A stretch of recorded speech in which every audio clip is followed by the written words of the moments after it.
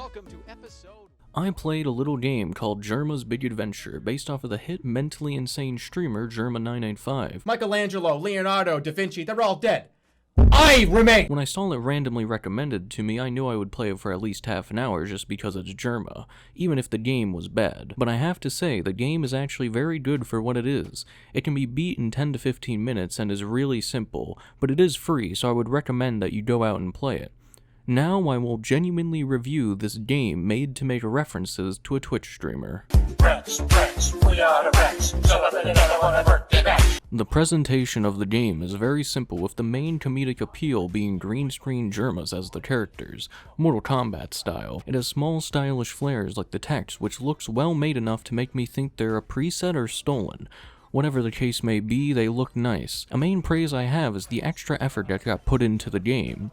There are things added in that didn't need to be there, like Easter eggs, multiple endings, being able to hit the little signs around the map. These things weren't necessary for making a stupid reference game, but they put it in the game anyways to elevate it. The presentation is fun, it looks very much like a Flash game done in modern day, but has enough little touches to make it feel like a legit game and not just a shitty reference game, which I do like those.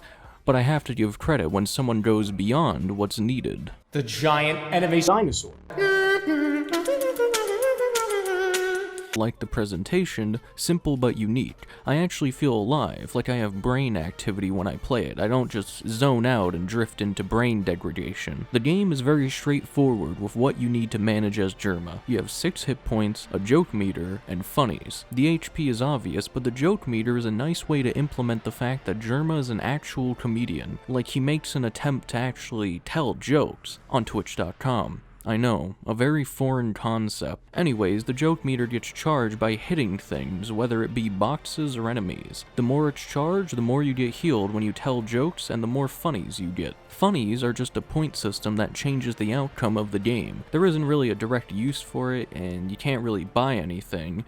However, there is one thing you can do with them, but I'll save that for later. Overall, the HUD and the HP are creatively done. I'm stressing this again, but this game clearly had some thought put into it to tie in references to Jerma seamlessly and not just cramming in callbacks. The references really blend into the gameplay. Anyways, I haven't even pointed out that this is a 2D side-scrolling platformer, though platforming is not the forefront, your movement options being walk, jump, roll. The roll is similar to Sonic, where Jerma decides to gain speed by contorting into a ball, but unlike Sonic, you don't have to charge it up. It basically just acts as a sprint. Jerma also has a ledge grab. Whenever you get to a ledge, you can pull yourself up. It's the most clunky part of the movement, as Jerma just has his arms out in front of him as he falls down into the ledge, but it's preferable to not making jumps even if you were so close to getting high enough. All of the movement is secondary to the combat though, which could have just been the simple run up and hit the enemy with your melee, which you can do, but it really incentivizes you to do projectile deflection. We've only got 2 basic enemies in the game, which are raptors and warlocks. Raptors can shoot lasers at you, which can be deflected with your bat, but they're pretty big pushovers that can be easily rushed down. Warlocks, on the other hand, shock you if you melee them, so you either have to reflect their shock orbs back at them to avoid taking damage, or reflect a regular raptor laser to do damage. It seems so simple, but it's just a lot of fun, especially when you pull off some sick maneuvers with your deflection. The combat is simple, but not simple enough where I'm zoning out as I'm playing it. One side of the game that doesn't feel like it had the same charm and thought put into it was the level design. I mean, it works. Enemies aren't placed in positions where they're annoying, but all the areas sort of bleed together, with the only defining part being which enemies inhabit them. The interesting parts to the levels are the areas where you can find secrets, but that's about it. There is one level where you have to reflect lasers into targets to open the exit, which was a fun mix-up, but that has less to do with level design than it does gameplay mechanics. Speaking of mix-ups, there's even a nice boss fight at the end that you get to play Shock Orb tennis with. Quite a neat boss fight. The gameplay overall is really fun despite its simplicity, but there is one gameplay mechanic I must bring up, the most important part of the game. As you progress through this big adventure, you are presented with a choice. That's right, a casino where you can spend your points. Such a perfect way to include a tangible thing you can have your points interact with. The slot machine seems to not have real casino luck and appears to be a bit more fair, but you can easily lose all of your points.